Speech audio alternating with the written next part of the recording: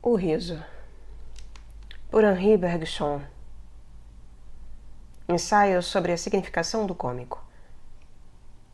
Segunda edição.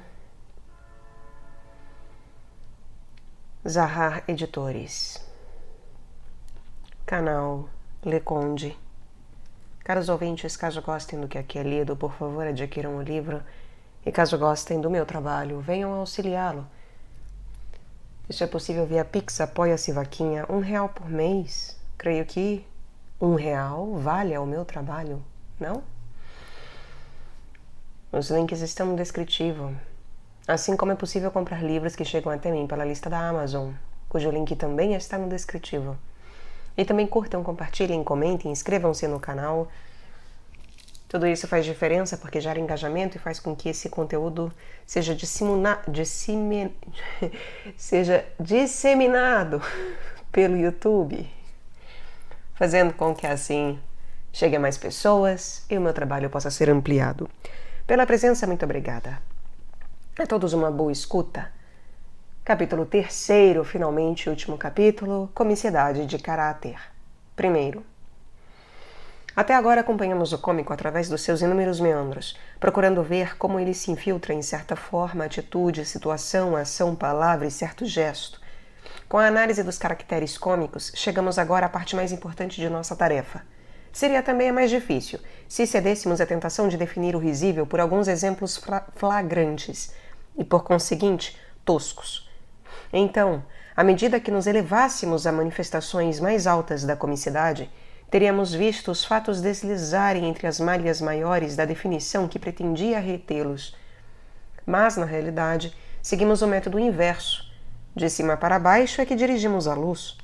Persuadidos de que o riso tem uma significação e um alcance sociais, que o cômico exprime antes de tudo certa inadaptação particular da pessoa à sociedade, e que afinal só o homem é cômico, é o homem, é o caráter que primeiramente tivemos por alvo. A dificuldade consistiu, sobretudo, em explicar como nos acontece rir de alguma coisa que não seja um caráter, e por quais sutis fenômenos de impregnação, combinação ou mistura o cômico se pode insinuar num simples movimento, numa situação objetiva, numa frase independente. Isso foi o que fizemos até aqui. Começamos pelo metal puro e a partir dele nos esforçamos por reconstituir o minério. Mas é o próprio metal que passamos agora a estudar. Nada será mais fácil, pois lidamos agora com um elemento simples. Examinemo-lo de perto e vejamos como ele reage a tudo o mais. Há estados de alma, dizíamos, que nos comovem ao experimentá-los, alegrias e tristezas com as quais nos solidarizamos, paixões e vícios que suscitam um espanto doloroso, ou o terror, ou a piedade nos que os contemplam. Enfim, sentimentos que se estendem de alma em alma por ressonâncias afetivas. Tudo isso diz respeito ao essencial da vida. Tudo isso é sério, até mesmo trágico por vezes. Só quando outra pessoa deixa de nos comover, só nesse caso pode começar a comédia. Só quando outra pessoa deixa de nos comover, só nesse caso pode começar a comédia. E ela começa com o que poderíamos chamar de enrijecimento contra a vida social. É cômico quem siga automaticamente o seu caminho sem se preocupar em fazer contato com os outros. O riso ocorre, no caso, para corrigir o desvio e tirar a pessoa do seu sonho. Se é lícito comparar grandes coisas com coisas pequenas, lembraremos aqui o que se passa quando entramos para as escolas. Depois de passar nas terríveis provas de admissão, o candidato tem de submeter-se a outras, que os veteranos lhe preparam para ajustá-lo à nova sociedade e, como costumam dizer, para lhe amaciar o caráter. Toda sociedade pequena que se forma assim no seio da grande é levada, por um vago instinto, a inventar um modo de correção e de amaciamento para a rigidez dos hábitos adquiridos noutros lugares e que será preciso modificar. A sociedade propriamente dita procede exatamente do mesmo modo. Impõe-se que cada um de seus membros fique atento ao que o circunda, se modele pelos circunstantes e evite, enfim, se encerrar em seu caráter, como numa torre de marfim. E por isso a sociedade faz pairar sobre cada um, quando não há ameaça de um castigo, pelo menos a perspectiva de uma humilhação que, por ser leve, nem por isso é menos temida. Tal deve ser a função do riso. O riso é verdadeiramente uma espécie de trote social, sempre um tanto humilhante para quem é objeto dele. Daí o caráter equívoco da comicidade. Não pertence toda a arte, nem toda a vida. Por um lado, os personagens da vida real não nos causariam riso se fôssemos capazes de assistir aos seus desempenhos como ao espetáculo que olhamos do alto do camarote. Eles só não são cômicos porque representam a comédia. Mas, por outro lado, mesmo no teatro, não é puro o prazer de rir, isto é, não é um prazer exclusivamente estético e absolutamente desprendido. Mistura-se a ele uma segunda intenção que a sociedade tem em relação a nós, quando nós mesmos não a temos. Insinua-se a intenção inconfessada de humilhar e, com ela, certamente, de corrigir, pelo menos exteriormente.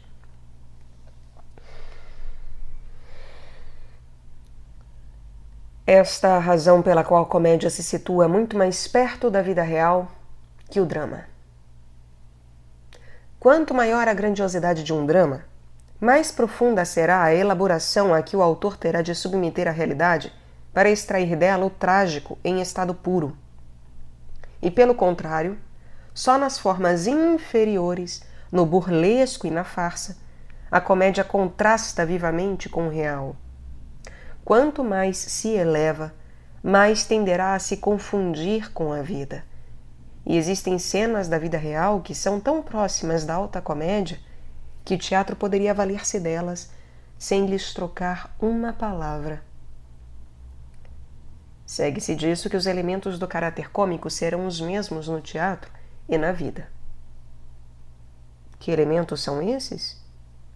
Não teremos dificuldade em deduzi-los. Já se disse muitas vezes que os defeitos leves dos nossos semelhantes são os que nos causam riso. Reconheço haver grande parcela de verdade nesse modo de ver, mas eu não acho que seja inteiramente exato. Primeiro, em questão de defeitos, é difícil traçar o limite entre o leve e o grave. Talvez não seja por ser leve que o defeito nos faça rir, mas porque nos faz rir quando o achamos leve. Nada desarma como o riso. Mas podemos ir além e afirmar que existem defeitos dos quais nos rimos, embora sabendo os graves, por exemplo, a avareza de Harpagon. E, enfim, força é confessar, embora penoso de dizer, que não rimos apenas dos defeitos de nossos semelhantes, mas também, algumas vezes, das suas qualidades. Rimos de Alceste. Dir-se-á que não é a honestidade de Alceste que é cômico, mas a forma particular de honestidade assumida nele. E, em suma, certa obliquidade que, a nosso ver, a prejudica. Concordo, mas é também certo que esse cacoete de Alceste, de que nos rimos, torna risível a sua honestidade. E aí está o ponto importante. Concluímos, pois, afinal, que o cômico nem sempre é sinal de defeito, no sentido moral da palavra. E que, se for o caso de enxergar um defeito, mesmo leve, será preciso indicar mediante que sinal rigoroso se distingue aqui o leve do grave. A verdade é que o personagem cômico pode, a rigor, estar de acordo com a estrita moral. Resta-lhe apenas pôr-se de acordo com a sociedade. O caráter de Alceste é o de um perfeito cavalheiro, mas é insociável e por isso mesmo cômico. Um vício maleável seria menos fácil de ridicularizar do que uma virtude inflexível. Suspeita a sociedade é a rigidez. É, pois, a rigidez de Alceste o que nos desperta o riso, embora essa rigidez seja, no caso, a honestidade. Quem se isola expõe-se ao ridículo, porque o cômico se constitui, em grande parte, desse próprio isolamento. Assim se explica que a comicidade seja muitas vezes relativa aos costumes, às ideias, sejamos francos, aos preconceitos de uma sociedade. Todavia, justo é reconhecer, em homenagem à humanidade, que o ideal social e o ideal moral não diferem essencialmente. Podemos, pois, admitir que, via de regra, são mesmo os defeitos alheios que nos fazem rir, cabendo acrescentar sem dúvida que esses defeitos nos fazem rir em razão de sua insociabilidade mais do que por sua imoralidade. Restaria então saber que defeitos podem tornar-se cômicos e em que casos os julgamos demasiado sérios para nos rirmos deles. Mas já respondemos implicitamente a essa questão. O cômico, dissemos, dirige-se à inteligência pura. O riso é incompatível com a emoção. Mostrem-me um defeito, por mais leve que seja. Se me for apresentado de modo a comover a minha simpatia, ou o meu temor, ou a minha piedade, acabou-se. Já não há mais como rir dele. Escolha-se, pelo contrário, um vício profundo e mesmo em geral odioso, ele poderá tornar-se cômico, se, mediante artifícios apropriados, conseguir-se que eu fique insensível. Não quero dizer com isso que o vício será cômico. Afirmo é que poderá tornar-se cômico. É preciso que ele não me comova. Eis a condição realmente necessária, embora certamente não seja suficiente. Mas como se arranjará o autor cômico para impedir que eu me comova? A questão é embaraçosa. Para esclarecê-la, seria preciso empreender uma ordem de pesquisas bastante nova, analisar a simpatia artificial que carregamos para o teatro, determinar em que casos aceitamos e em que casos recusamos partilhar das alegrias e sofrimentos imaginários. Há certa arte em acalentar nossa sensibilidade e lhe predispor a sonhos, como a uma pessoa hipnotizada. E há também uma de desestimular nossa simpatia no momento preciso em que se possa oferecer, de tal modo que a situação, mesmo séria, não seja tomada a sério. Dois processos parecem dominar esta última arte, que o autor cômico aplica mais ou menos inconscientemente. O primeiro consiste em isolar, em meio à alma do personagem, o sentimento que se lhe atribui, e fazer dele, por assim dizer, um estado parasita dotado de existência independente. Em geral, um sentimento intenso atinge aos poucos todos os demais estados de alma e os matiza da coloração que lhe é própria. Se nos fazem então assistir a essa impregnação gradual, acabamos aos poucos por nos impregnar de uma emoção correspondente. Poderíamos dizer, recorrendo a outra imagem, que uma emoção é dramática, comunicativa, quando todos os harmônicos soam com a nota fundamental. Poderíamos dizer que uma emoção é dramática, comunicativa, quando todos os harmônicos soam com a nota fundamental. Pelo fato de que o ator vibra completamente, é que o público poderá, por sua vez, também vibrar. Pelo contrário, na emoção que nos deixa indiferentes e que se tornará cômica, Há certa rigidez que a impede de entrar em relação com o resto da alma, onde ela se instala. Essa rigidez poderá manifestar-se em dado momento por movimentos de fantoche e então provocar o riso. Mas já antes contrariava a nossa simpatia. Como estar em uníssono com uma alma que não está em uníssono consigo mesma? Há em O Avarento uma cena que tangencia o drama. Trata-se daquela em que o tomador e o usuário, que ainda não se conheciam, defrontam-se face a face e se descobre que são filho e pai. Estaríamos verdadeiramente no drama, nesse caso, se a avareza e o sentimento paterno entrechocam-se na alma de Harpagon, entrechocando-se na alma de Harpagon, levassem a certa combinação mais ou menos original. Mas absolutamente, Mal acabou o encontro dos dois, o pai a tudo esqueceu. Encontrando de novo o filho, mal alude a essa cena tão grave. E tu, meu filho, a quem tive a bondade de perdoar a história de etc. A avareza passou, pois, ao lado do resto, sem o tocar, e por sua vez incólume, distraidamente. Por mais que ela se instale na alma, por mais que se torne senhora da casa, nem por isso deixa de ser uma estranha. Se fosse diferente, seria uma avareza de natureza trágica. Veríamos as diversas potências do ser serem atraídas a ela, nela se absorvendo, se assimilando e se transformando.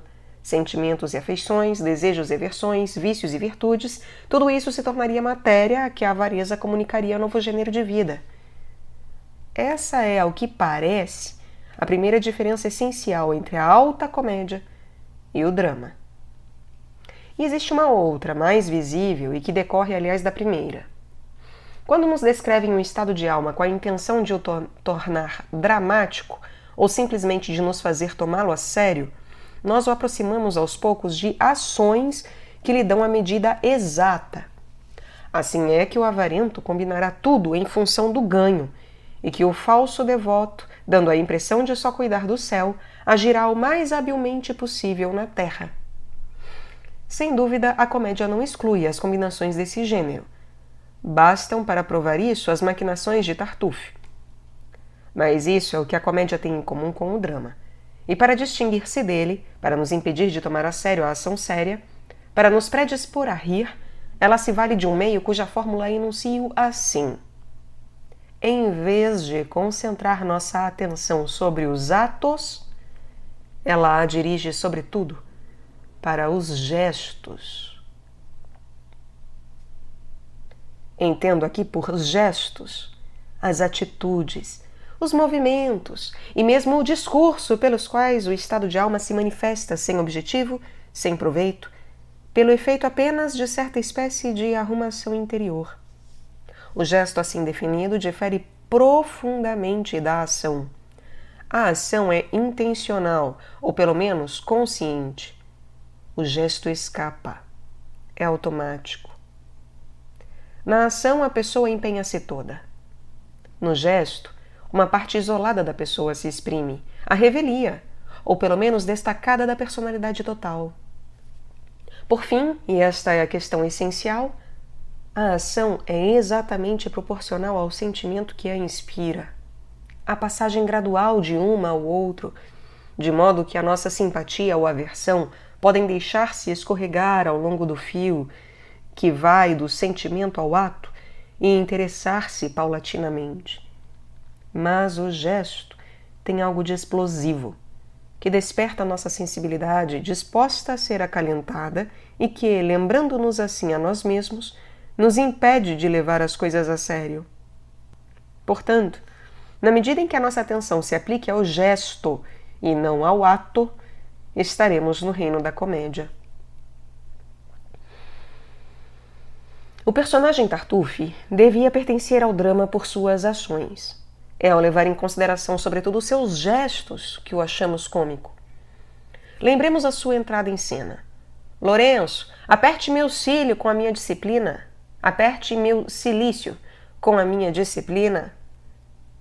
Ele sabe que Dorina o escuta, mas podem estar certos de que falaria mesmo que ela não estivesse por perto. ele assumiu a tal ponto seu papel de hipócrita que o desempenha, por assim dizer, com sinceridade. Por isso, e só por isso, ele poderá ser cômico. Sem essa sinceridade material, sem as atitudes e a linguagem que uma longa prática da hipocrisia converteu nele em gestos naturais, Tartuffe seria simplesmente odioso, porque só pensaríamos no que há de consciente em sua conduta.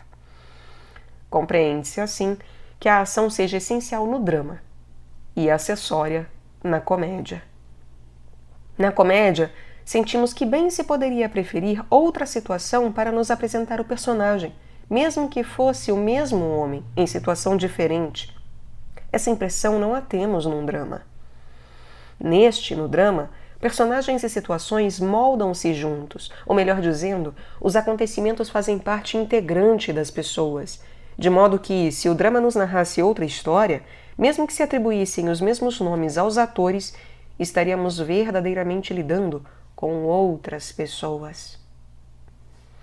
Em resumo, vimos que pouco importa um caráter ser bom ou mau. Se é insociável, poderá vir a ser cômico. Vemos agora que também não importa a gravidade do caso. Grave ou leve, poderá nos causar riso, desde que se ache um modo de não nos comover. Insociabilidade do personagem, insensibilidade do espectador. Eis, em suma, as duas condições essenciais. Insociabilidade do personagem e insensibilidade do espectador. Há uma terceira, implicada nas outras duas, e que todas as nossas análises tendiam até agora a extrair. Trata-se do automatismo. Mostramo-lo desde o início deste trabalho, e não deixamos de chamar atenção para este ponto. Só é essencialmente risível o que se faz automaticamente. Num defeito, até mesmo numa qualidade, a comicidade está no fato de que o personagem faz a sua revelia o gesto involuntário e diz a palavra inconsciente. Todo desvio é cômico. E quanto mais acentuado, mais sutil será a comédia. Um desvio sistemático como o de Dom Quixote é a maior comicidade imaginável do mundo. É a própria comicidade, apanhada o mais próximo possível da sua fonte. Tome-se qualquer outro personagem cômico. Por mais consciente que ele possa ser do que diz e do que faz, se é cômico, é que existe um aspecto de sua pessoa que ele ignora, um aspecto que se furta a ele mesmo. E só por isso nos faz rir. As expressões profundamente cômicas são as mais ingênuas, nas quais um vício se mostra nu. Como se descobriria assim, se ele fosse capaz de se ver e de se julgar-se a si mesmo? Como se descobriria assim, se ele fosse capaz de se ver e de julgar-se a si mesmo? Não é raro que um personagem cômico censure certa conduta em termos gerais e lhe dê logo o exemplo. É o mestre de filosofia do Senhor Jordan encolerizando-se depois de haver pregado contra a cólera. Vade-os tirando versos do bolso após haver zombado dos leitores de versos, etc. A que podem tender essas contradições, senão a nos fazer tocar com o dedo a inconsciência dos personagens? Desatenção assim a si e, por conseguinte, a outrem. Eis o que deparamos sempre. E, se examinarmos as coisas de perto, veremos que a desatenção se confunde precisamente com o que chamamos de insociabilidade. A causa de rigidez, por excelência, é que nos esquecemos de olhar em torno de nós e, sobretudo, em nós mesmos. Como modelar a nossa pessoa pela de outrem, se não começamos por travar conhecimento com os outros e também com nós mesmos? Rigidez, automatismo, distração, insociabilidade. Tudo isso se interpenetra, e em tudo isso consiste a comicidade de caráter. Em resumo, se deixamos de lado na pessoa humana o que interessa à nossa sensibilidade e consegue nos comover, o resto poderá converter-se em cômico. E o cômico estará na razão direta da parte de rigidez que aí se manifeste. Formulamos essa ideia desde o início deste trabalho. verificamo-la em suas principais consequências.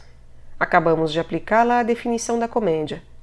Devemos agora apanhá-la mais de perto, acompanhá-la mais de perto e mostrar de que modo ela nos permite assinalar o lugar exato da comédia em meio às demais artes. Em certo sentido, poder-se-ia dizer que todo caráter é cômico, desde que se entenda por caráter o que há de já feito em nossa pessoa e que está em nós em estado de mecanismo montado, capaz de funcionar automaticamente.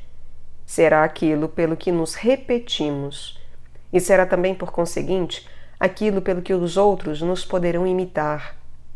O personagem cômico é um tipo. Inversamente, a semelhança a um tipo tem qualquer coisa de cômico. Podemos conhecer uma pessoa há muito tempo sem nada descobrir nela de risível. Se aproveitarmos uma comparação casual para lhe aplicar o nome conhecido de um herói de drama ou de novela, pelo menos por um instante, ela tangenciará, a nosso ver, o ridículo. No entanto, esse personagem de novela poderá não ser cômico, mas é cômico parecer-se com ele. É cômico deixar-se desviar de si mesmo. É cômico vir inserir-se, por assim dizer, num quadro preparado. E o cômico, acima de tudo, é passarmos ao estado de esquema onde outros se inserirão trivialmente. É nos solidificarmos em tipo. Descrever caracteres, isto é, tipos gerais, é, portanto, a meta da alta comédia. Já o dissemos inúmeras vezes, mas devemos reiterá-lo, pois achamos que essa fórmula basta para definir a comédia. De fato, a comédia nos apresenta não apenas tipos gerais, mas é, a nosso ver, a única de todas as artes que tem por alvo geral, de modo que tem por alvo o geral. De fato, a comédia nos apresenta não apenas tipos gerais, mas é, a nosso ver, a única de todas as artes que tem por alvo o geral. De modo que, uma vez que se lhe tem atribuído essa finalidade, declarou-se o que ela é e o que o restante não pode ser. Para provar que essa é uma razão, a essência da comédia, para provar que essa é com razão a essência da comédia e que por isso ela contrasta com a tragédia, o drama e as demais formas de arte, deveríamos começar por definir a arte no que ela tem de mais elevado. Depois, descendo aos poucos a arte cômica, veríamos que ela se situa nos confins da arte e da vida, e que ela contrasta por seu aspecto de generalidade com o restante das artes. Não podemos enveredar aqui por um estudo tão vasto. No entanto, forçoso nos é esboçar-lhe o plano, sob pena de desprezar o que há de essencial, a nosso ver, no teatro cômico. Qual é o objetivo da arte? Se a realidade viesse atingir diretamente nossos sentidos e nossa consciência, se pudéssemos entrar em comunicação imediata com as coisas e com nós mesmos, estou certo de que a arte seria inútil, ou antes, que seríamos todos artistas, porque nossa alma vibraria então continuamente em uníssono com a natureza. Nossos olhos, ajudados pela memória, recortariam no espaço e fixariam no tempo quadros inimitáveis. Nosso olhar captaria de passagem, esculpidos no mármore vivo do corpo humano, fragmentos de estátua tão belos como os da estatuária antiga. Ouviríamos cantar no fundo de nossas almas, como música por vezes alegres, o mais das vezes lamentosa, sempre original, a melodia ininterrupta de nossa vida interior. Tudo isso está em torno de nós, e tudo isso está em nós. E, no entanto, nada disso é percebido por nós distintamente. Entre a natureza e nós, apenas. Entre nós e nossa própria consciência, o véu se interpõe, espesso para o comum dos homens, leve e quase transparente para o artista e o poeta.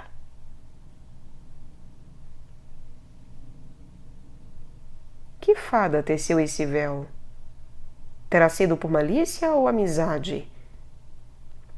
Impunha-se viver, e a vida exige que apreendamos as coisas na relação que elas mantêm com nossas necessidades. Viver consiste em agir. Viver é aceitar dos objetivos só a impressão útil para eles reagir de modo adequado. As demais impressões devem se obscurecer ou só nos chegarem confusamente. Enxergo o que creio ver, escuto o que creio ouvir, analiso-me e creio ler no fundo do meu peito. Mas o que vejo e o que ouço do mundo exterior é simplesmente o que os meus sentidos extraem dele para esclarecer a minha conduta. O que conheço de mim mesmo é o que aflora a superfície, o que toma parte na ação. Meus sentidos e minha consciência só me proporcionam da realidade uma simplificação prática. Os meus sentidos e a minha consciência só me proporcionam da realidade uma simplificação prática.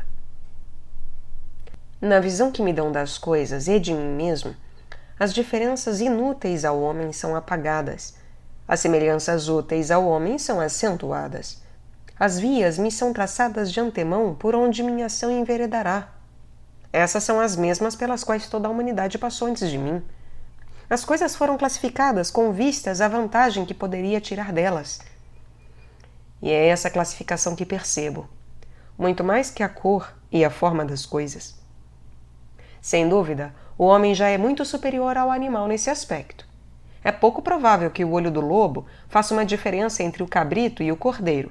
Ambos são para o lobo duas presas idênticas, igualmente fáceis de pegar, igualmente boas de devorar. Quanto a nós, distinguimos a cabra e o carneiro. Mas distinguiremos uma cabra de outra? E um cordeiro de outro? A individualidade das coisas e dos seres nos escapa sempre que não nos é materialmente útil percebê-la. A individualidade das coisas e dos seres nos escapa sempre que não nos é materialmente útil percebê-la. E mesmo quando a observamos, como distinguir uma pessoa de outra, não é a própria individualidade o que o nosso olho capta, isto é, certa harmonia inteiramente original de formas e cores, mas apenas um ou dois traços que facilitarão a identificação prática. Por fim, para resumir tudo, nós não vemos as coisas em si. Limitamo-nos, o mais das vezes, a ler rótulos colados nelas. Essa tendência, fruto da necessidade, acentua-se ainda mais sob a influência da linguagem, porque as palavras, com exceção dos nomes próprios, designam gêneros. A palavra, que só se nota da coisa a sua função mais comum e o seu aspecto banal, insinua-se entre a coisa e nós. Ele mascararia a forma a nossos olhos se essa forma já não se dissimulasse por trás das necessidades que criaram a própria palavra. E não são apenas os objetos exteriores, mas também nossos próprios estados de alma que se furtam a nós no que tem de íntimo, de pessoal, de originalmente vivido. Quando sentimos amor ou ódio, quando nos sentimos alegres ou tristes, será precisamente o nosso próprio sentimento que chega à nossa consciência com os 1001 matizes fugidios e as 1001 ressonâncias profundas que fazem deles alguma coisa de absolutamente nosso? Se assim fosse, todos nós seríamos novelistas, todos seríamos poetas, todos seríamos musicistas. O mais das vezes, porém, só percebemos do nosso estado de alma o seu aspecto exterior. Só captamos dos nossos sentimentos o seu aspecto impessoal, aquele que a linguagem pode denotar de uma vez por todas, por ser quase o mesmo, nas mesmas condições para todos os homens. Assim sendo, até em nosso próprio indivíduo, a individualidade nos escapa. Movemo-nos entre generalidades e símbolos, como num campo fechado no qual nossa força se confronta utilmente com outras forças. e fascinados pela ação, atraídos por ela, para nosso maior bem, no terreno que ela escolheu para si, vivemos numa zona intermediária entre as coisas e nós, exteriormente às coisas, exteriormente também a nós mesmos. Mas vez por outra, por distração, a natureza suscita almas mais desprendidas da vida. E não me refiro a esse desligamento desejado, calculado, sistemático, que é obra de reflexão e de filosofia.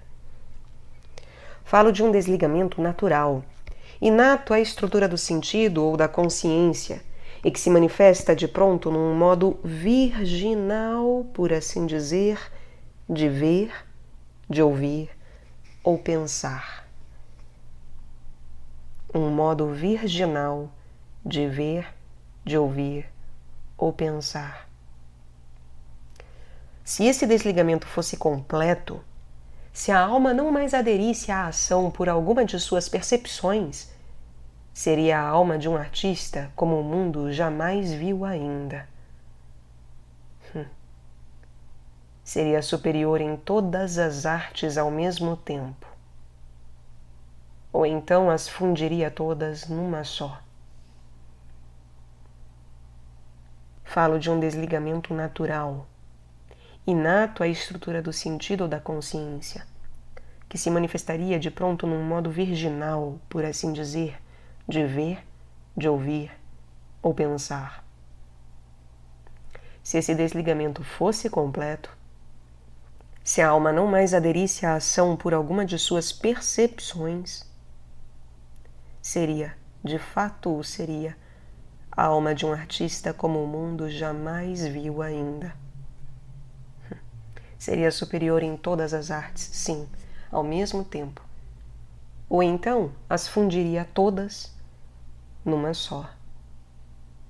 Porque essa alma receberia todas as coisas em sua pureza original. Tanto as formas, as cores e os sons do mundo material, como os movimentos mais sutis da vida interior. Mas isso é exigir demais da natureza. Mesmo para aqueles dentre nós que ela fez artistas, foi por acaso, e apenas parcialmente, que ela levantou o véu. Mesmo para aqueles dentre nós que ela fez artistas, foi por acaso e apenas parcialmente que ela levantou o véu.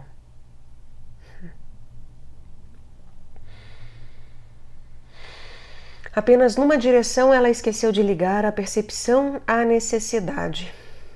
E como cada direção corresponde ao que chamamos de sentido, é por um desses sentidos, e apenas por esse sentido, que o artista, em geral, se consagra à arte.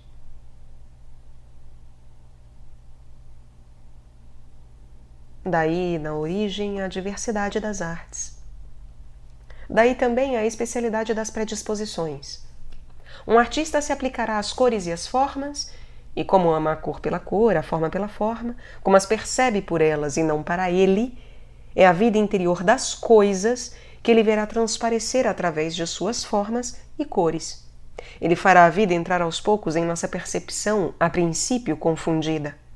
Por um momento, pelo menos, ele nos desligará dos preconceitos de forma e cor que se interpunham entre nosso olho e a realidade, e realizará assim a mais alta ambição da arte, que é, no caso, a de nos revelar a natureza.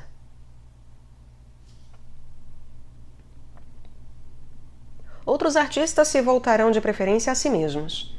Sob as mil ações nascentes que esboçam de fora um sentimento, por trás da expressão banal e social que exprime e recobre um estado de espírito individual, é o sentimento, é o estado de espírito que eles irão procurar simples e puro. E para nos induzir a tentar o mesmo esforço sobre nós mesmos, eles se empenharão em nos fazer ver algo que terão visto, mediante arranjos ritmados de palavras que chegam assim a se organizar juntas e tomar alento de uma vida original. Eles nos dizem, ou antes nos sugerem, coisas que a linguagem não foi feita para exprimir. Outros cavarão ainda mais fundo. Sob essas alegrias e tristezas que podem, na pior das hipóteses, traduzir-se em palavras, eles captarão algo que nada mais tem de comum com a fala. Certos ritmos de vida e de respiração que são mais íntimos ao homem que os seus sentimentos mais íntimos, sendo a lei viva, variável com cada pessoa, de sua depressão e exaltação, de seus pesares e esperanças. Extraindo, acentuando sua música, eles a imporão à nossa atenção, farão com que nos insiramos involuntariamente a nós mesmos, como passantes que entram numa dança. E com isso nos levarão a abalar também, bem no fundo de nós, algo que esperava o momento de vibrar. Assim, quer se trate de pintura, escultura, poesia ou música, o único objetivo da arte é afastar os símbolos inúteis na prática, as generalidades convencionais e socialmente admitidas e, enfim, tudo o que nos esconde a realidade, para nos colocar frente a frente com a própria realidade. Quer se trate de pintura, escultura, música ou poesia, o único objetivo da arte é afastar os símbolos inúteis na prática, as generalidades convencionais e socialmente admitidas e, enfim, tudo o que nos esconde a realidade, para nos colocar frente a frente com a própria realidade. De um mal-entendido sobre isso é que nasceu a celeuma entre o realismo e o idealismo na arte. Sem dúvida, a arte nada mais é que uma visão mais direta da realidade. Mas essa pureza de percepção implica uma ruptura com a convenção utilitária, um desprendimento inato e especificamente localizado do sentido ou da consciência. Enfim, certa imaterialidade de vida, que vem a ser o que sempre se chamou de idealismo. Por conseguinte, pode-se afirmar, sem jogar de modo algum com o sentido das palavras, que o realismo está na obra quando o idealismo está na alma, e que só a força de idealidade se toma contato com a realidade. A arte dramática não constitui exceção a essa lei. O que o drama vai procurar e leva à plena luz é a realidade profunda que nos é velada, muitas vezes em nosso próprio interesse, pelas necessidades da vida. Que realidade é essa? Que necessidades são essas? Ora, toda poesia exprime estados de alma. Mas entre esses estados, alguns nascem do contato do homem com seus semelhantes. São os sentimentos mais intensos e também os mais violentos. Como as eletricidades se atraem e se acumulam entre as duas placas do condensador, de onde se fará sair a centelha, do mesmo modo, pela simples presença dos homens entre si, produzem-se atrações e repulsões profundas, rupturas completas de equilíbrio. Enfim, essa eletrização da alma que é a paixão. Se o homem se deixasse ir no movimento de sua natureza sensível, se não tivesse lei social nem lei moral, essas explosões de sentimentos violentos seriam o comum da vida. Mas é útil que essas explosões sejam contidas. É preciso que o homem viva em sociedade e se conforme por isso a uma norma. E o que o interesse aconselha, a razão o ordena. Há um dever, e nosso destino é obedecer-lhe. Sob essa dupla influência, veio a se formar para o gênero humano uma camada superficial de sentimentos e ideias que tendem à imutabilidade, que pretenderiam, pelo menos, ser comuns a todos os homens e que recobrem, quando não têm a força de o atiçar, o fogo interior das paixões individuais. O moroso progresso da humanidade, no sentido de uma vida social cada vez mais pacificada, consolidou essa crosta pouco a pouco, como a vida do nosso próprio planeta foi um prolongado esforço para recobrir com uma película sólida e fria a massa ígnea dos metais em ebulição. Mas existem erupções vulcânicas. E se a Terra fosse um ser vivo, como pretendia a mitologia, talvez gostasse, ao repousar, de sonhar com essas explosões bruscas, nas quais, de repente, ela se recobra no que tem de mais profundo. É um prazer desse gênero que o drama nos proporciona. Sob a vida tranquila, burguesa, que a sociedade e a razão nos organizaram, ele vai resolver em nós algo que felizmente não se exibe, mas cuja tensão interior ele nos faz sentir. Ele dá à natureza a sua vindita, a sua vingança sobre a sociedade. Ora irá direto ao alvo, chamará do fundo à superfície as paixões que a tudo explodem, e ora ele agirá de viés, como o faz não raro o drama contemporâneo, e nos revelará, com uma habilidade às vezes sofística, as contradições da sociedade consigo mesma. Exagerará o que pode haver de artificial na lei social, e assim, por um meio transverso, dissolvendo agora o envoltório, nos fará ainda atingir o fundo.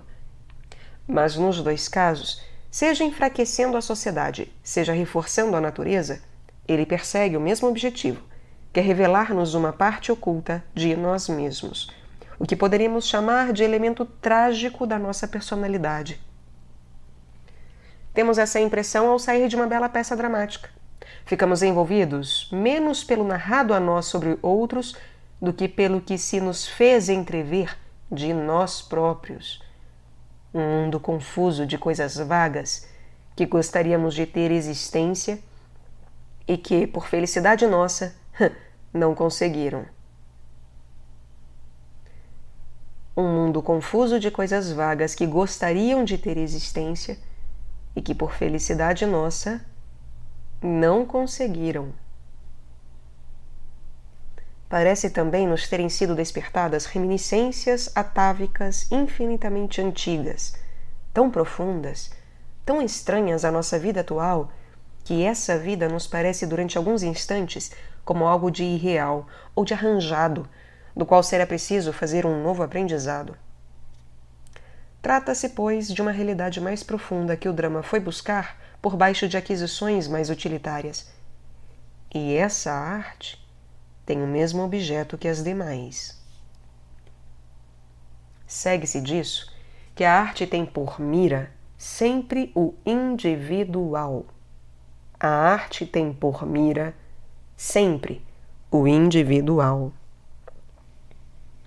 O pintor fixa na tela o que viu em certo lugar, certo dia, a certa hora, com matizes que jamais se tornarão a ver.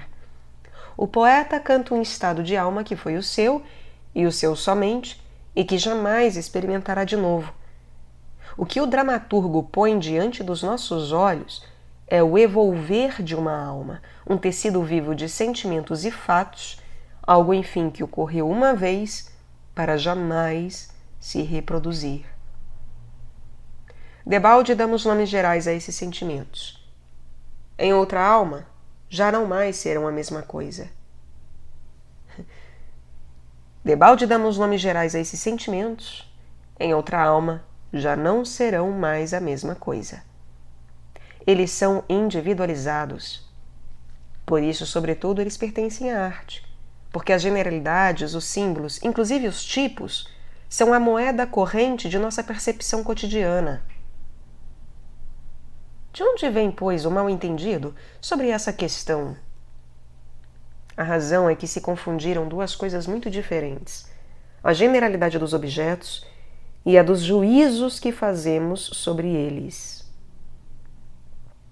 De que um sentimento seja reconhecido em geral como verdadeiro, não se segue que seja um sentimento geral. Nada há de mais singular que o personagem de Hamlet. Se ele se assemelha por certos aspectos a outras pessoas, não será por isso que ele mais nos interesse. Mas ele é universalmente aceito, universalmente tido por vivo. Apenas nesse sentido é ele de uma verdade universal. O mesmo ocorre com os demais produtos da arte. Cada um deles é singular, mas acabará, se levar a marca do gênio, acabará por ser aceito por todos. Por que o aceitaremos? E se é o único em seu gênero, mediante que sinal reconheceremos a sua veracidade? Reconhecemo-lo, creio, pelo próprio esforço que ele nos leva a fazer sobre nós para ver sinceramente em volta de nós. Reconhecemo-lo, creio, pelo próprio esforço que ele nos leva a fazer sobre nós para ver sinceramente em volta de nós. A sinceridade é comunicativa. O que o artista viu, jamais o veremos de novo, sem dúvida, pelo menos não inteiramente a mesma coisa. Mas, se ele viu mesmo, o esforço que ele faz para levantar o véu se impõe à nossa imitação. A sua obra é um exemplo que nos serve de lição.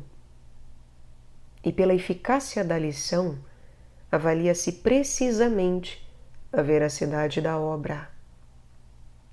Pela eficácia da lição, que é nos levar ao esforço de levantar o véu que se impõe à nossa imitação, porque o artista verdadeiro, o gênio verdadeiro, ele faz com que nos esforcemos a ver sinceramente em volta de nós mesmos. Então, por isso, pela eficácia da lição, por lograr isso, é a partir disso que avalia-se precisamente a veracidade da obra. A verdade traz, pois, em si uma força de convicção, de conversão mesmo, que é a marca pela qual se faz reconhecer.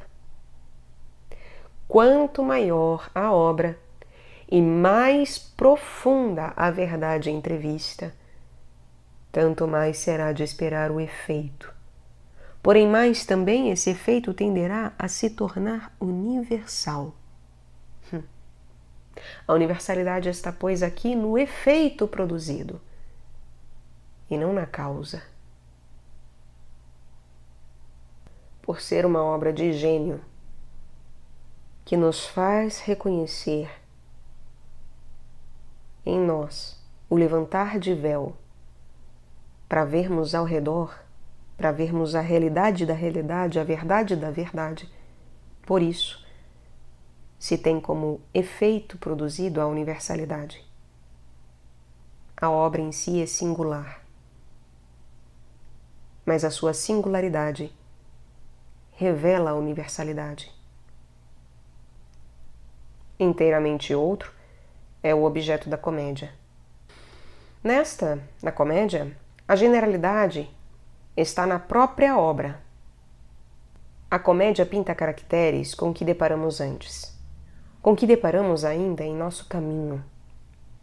Ela assinala semelhanças, tem por alvo expor tipos diante de nós, criará até se preciso tipos novos, e por isso contrasta vivamente com as demais artes. O próprio título das grandes comédias é já significativo. O misantropo, o avarento, o jogador, o distraído, etc., são nomes de gênero. E mesmo no caso em que a comédia de tipos tem por título um nome próprio, esse nome próprio é depressa arrastado, pelo peso do seu conteúdo, na corrente dos substantivos comuns.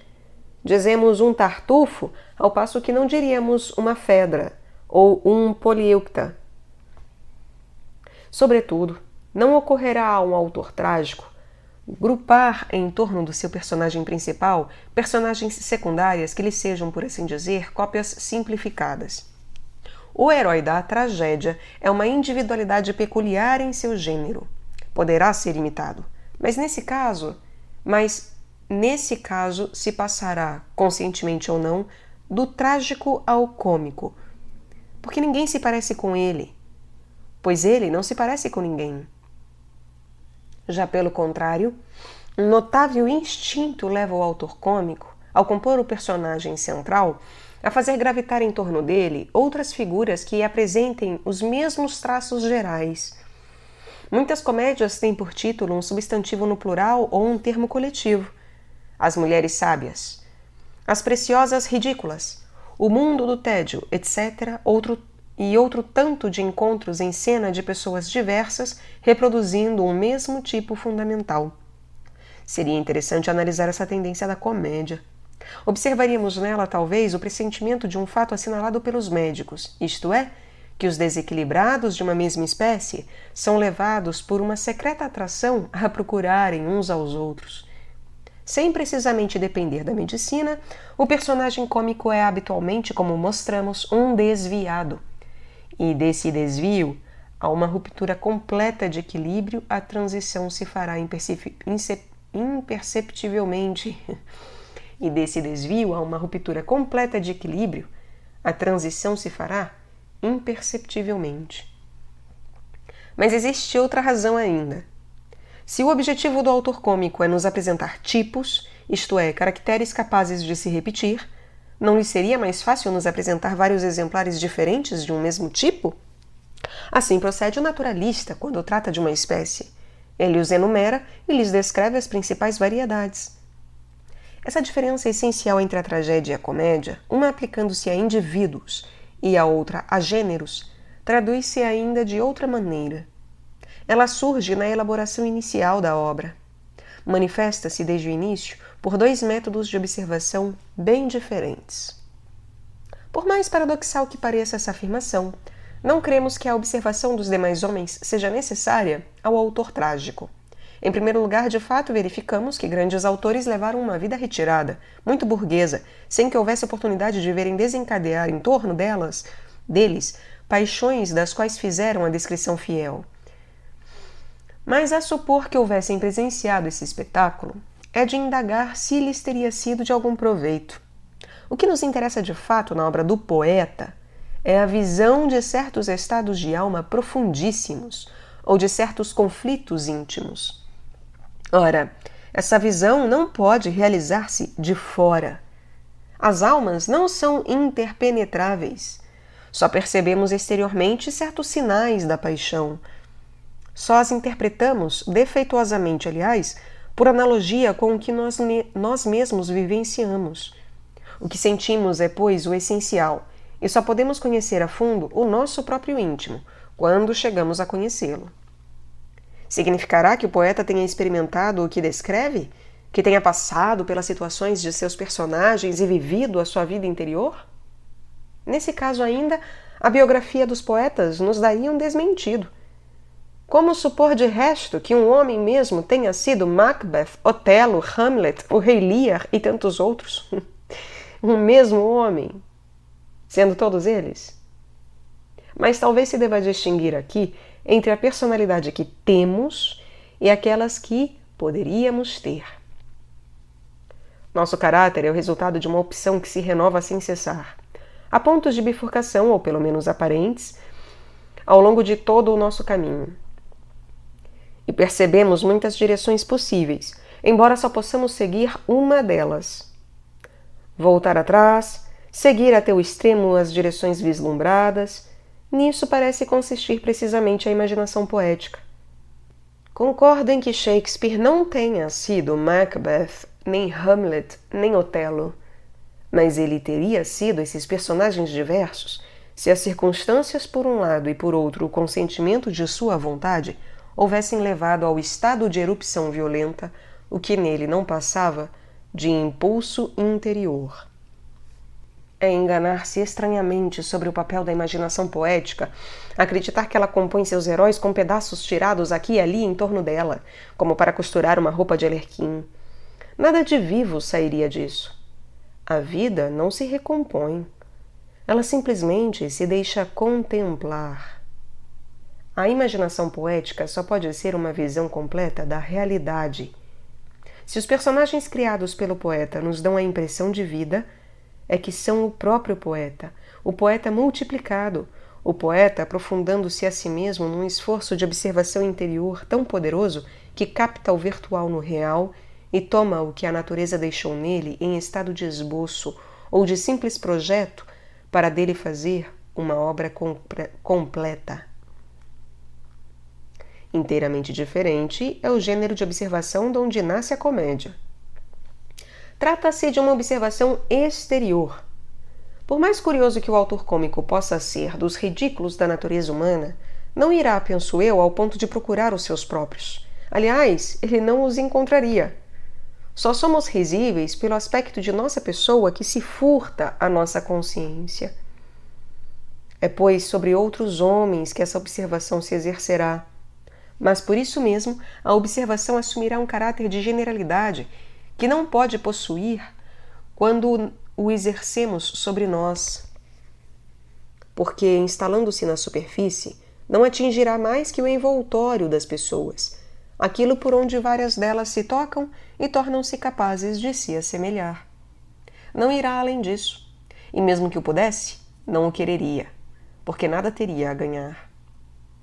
Penetrar muito fundo na personalidade, relacionar o efeito exterior a causas muito íntimas, seria prejudicar e finalmente sacrificar o que o efeito tinha de risível. É preciso, para que sejamos tentados a rir dele, que lhe localizemos a causa numa região intermediária da alma. Por conseguinte, é necessário que o efeito nos surja no máximo como meio, como exprimindo uma humanidade mediana. E como todas as medianas, esta se obtém por comparação de dados esparsos, por uma comparação de casos análogos cuja quintessência se exprime. Em suma, por um trabalho de abstração e de generalização semelhante ao que o físico opera sobre os fatos para lhes extrair leis. Em resumo, o método e o objeto são da mesma natureza aqui que nas ciências indutivas, no sentido de que a observação é exterior e o resultado é generalizável. Voltamos assim por um longo desvio à dupla conclusão extraída no transcurso do nosso estudo. Por um lado, certa pessoa jamais é ridícula a não ser por um aspecto que se assemelhe a um desvio, por alguma coisa que vive nela sem com ela se organizar, à maneira de um parasita. Por isso, esse aspecto se observa de fora e pode também corrigir-se.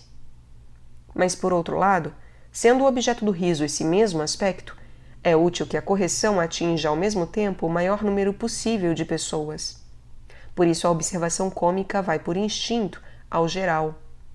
Ela escolhe entre as singularidades as que são suscetíveis de se reproduzir e que, por conseguinte, não estão indissoluvelmente ligadas à individualidade da pessoa, singularidades comuns, por assim dizer.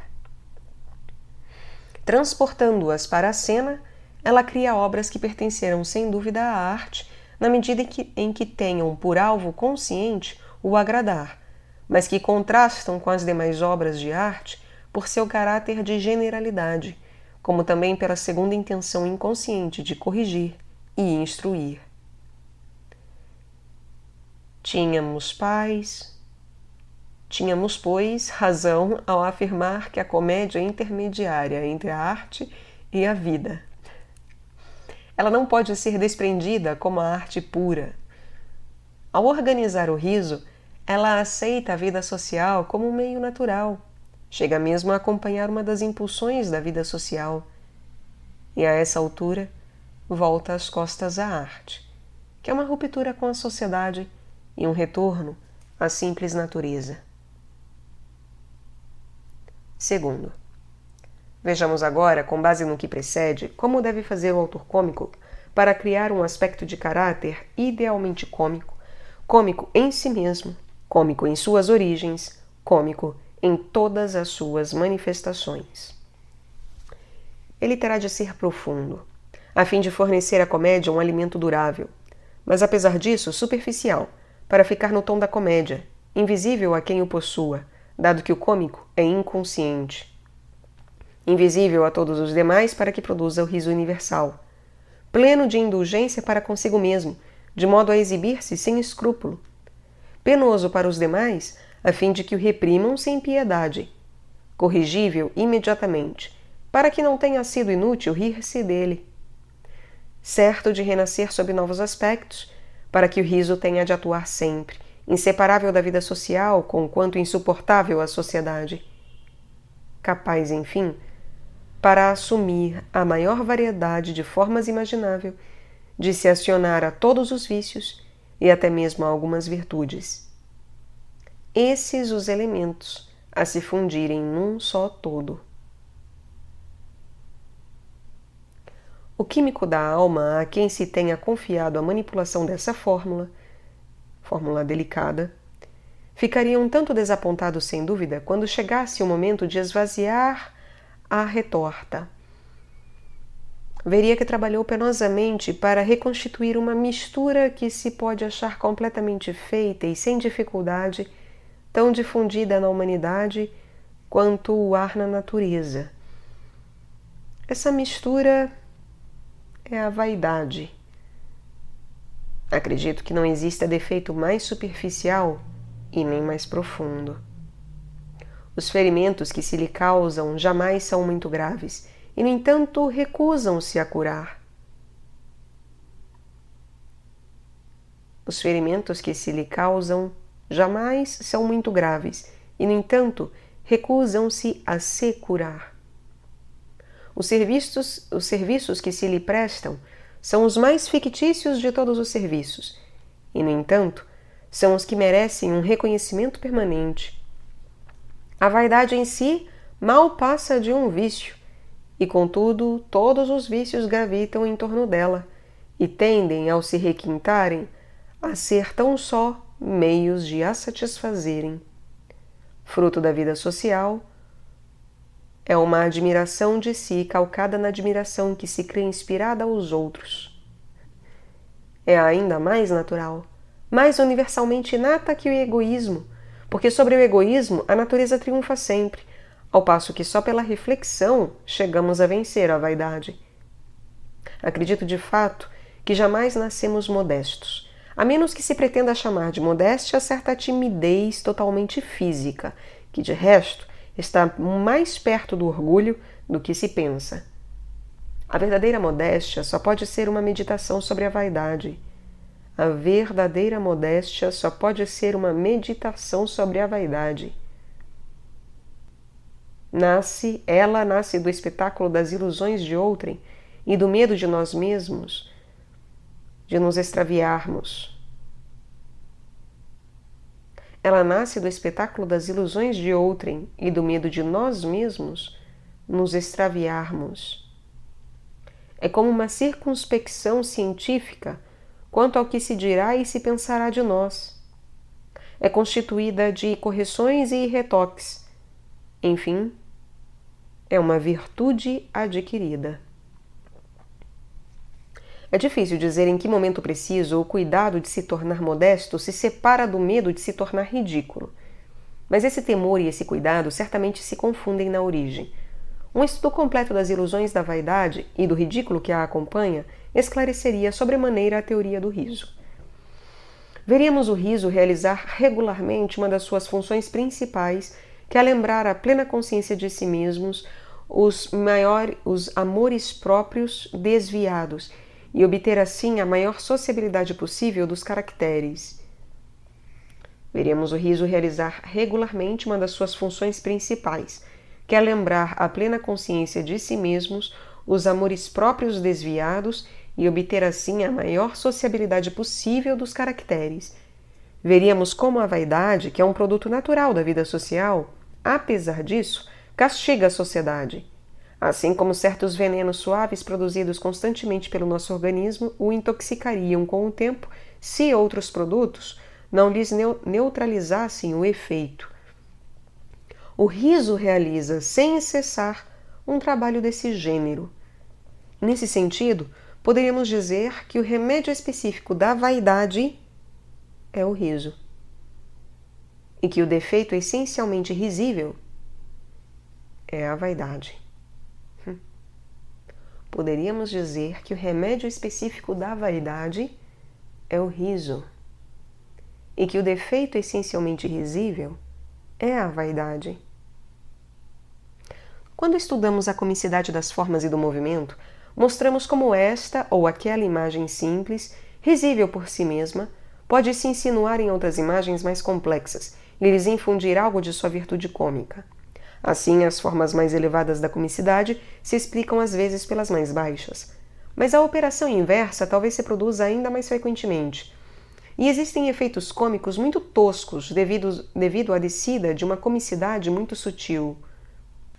Assim é que a vaidade, essa forma superior do cômico, é um elemento que somos levados a procurar minuciosamente, embora inconscientemente, em todas as manifestações da atividade humana. Procuramo-la, quando mais não seja, para rir dela. E nossa imaginação a coloca não raro precisamente onde ela não tem o que fazer. Deve-se relacionar a essa origem a comicidade totalmente tosca de certos efeitos que os psicólogos explicariam insuficientemente pelo contraste. Uma pessoa de baixa estatura que se abaixa para passar debaixo de uma porta alta. Duas pessoas, uma muito alta e outra minúscula, que andam gravemente de braços dados, etc. Olhando de perto esta última imagem, acharemos, segundo creio, que a menor parecerá estar fazendo um esforço para se elevar até a maior, como que quer fazer-se tão grande quanto o boi. Como a querer fazer-se tão grande quanto o boi.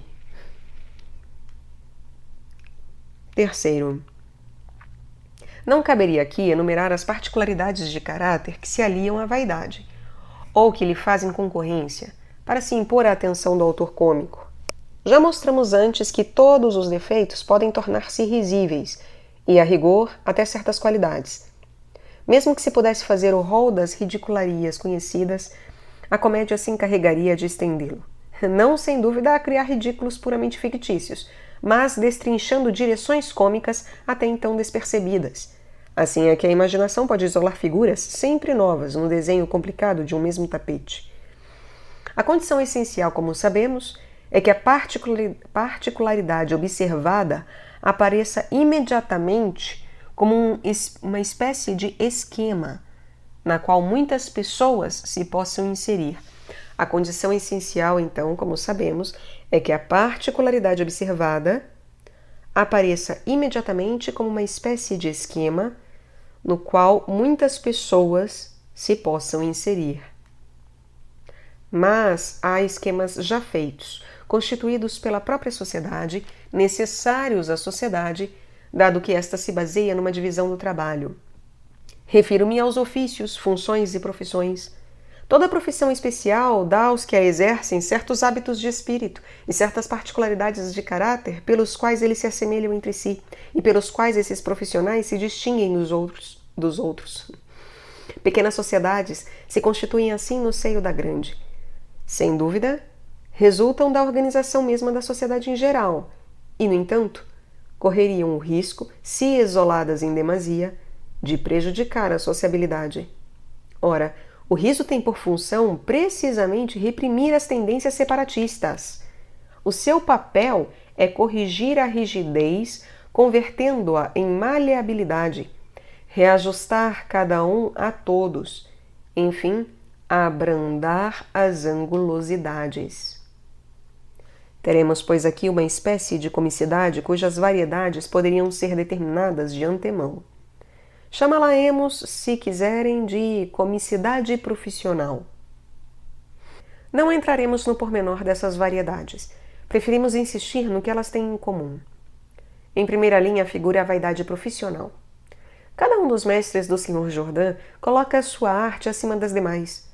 Cada personagem de Labiche não compreende que se possa ser outra coisa além de comerciante de madeiras. Trata-se naturalmente de um comerciante de madeiras.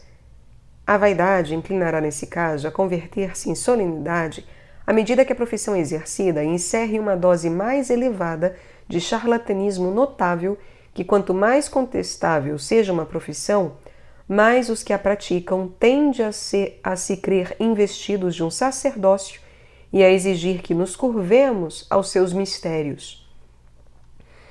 As profissões úteis são manifestamente feitas para o público, mas as de utilidade mais duvidosa jamais podem justificar a sua existência a não ser supondo que o público foi feito para elas. Ora, essa ilusão é que se acha no fundo da solenidade. A comicidade dos médicos de Molière advém em grande parte disso. Eles tratam o doente como se ele houvesse sido criado para o médico, e a própria natureza como uma dependência da medicina. Outra forma dessa rigidez cômica é a que chamarei de endurecimento profissional. O personagem cômico se inserirá tão estritamente no esquema rígido da sua função que não mais terá espaço para se mover, e sobretudo para se comover como os demais homens. Lembramos a fala do juiz Perrin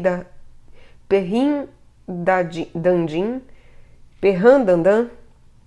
a Isabelle, que lhe pergunta como se pode assistir à tortura de infelizes prisioneiros. Ora, isso faz sempre passar 1 hora ou 2. Não deixa de ser uma espécie de endurecimento profissional ou de Tartuffe, exprimindo-se, é verdade, pela boca de Orgon. E pouco me importarei de ver morrerem irmão, filhos, mãe e mulher. Mas o meio mais comum de levar uma profissão à comicidade é cantoná-la, por assim dizer, no interior da linguagem que lhe é própria. O autor fará com que o juiz, o médico, o soldado apliquem as coisas usuais à fala do direito, da estratégia ou da medicina, como se essas pessoas se tivessem tornado incapazes de falar como toda a gente. De modo geral, esse gênero de comicidade é bastante tosco, mas torna-se mais delicado, como dizíamos, quando discerne uma particularidade de caráter ao mesmo tempo que um veso profissional. Lembremos o jogador de Reinhard,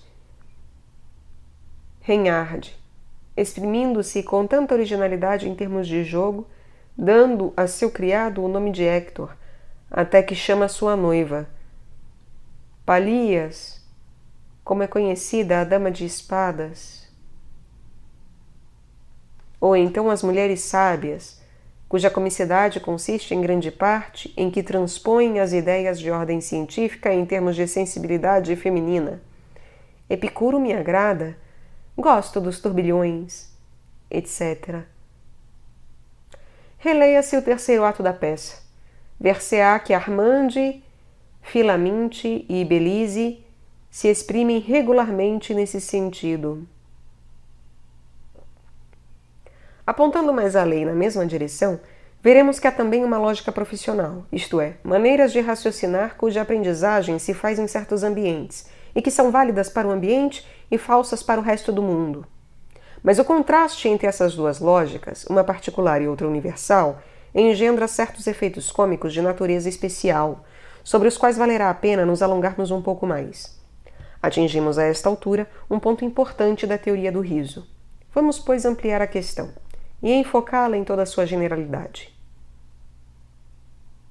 4º.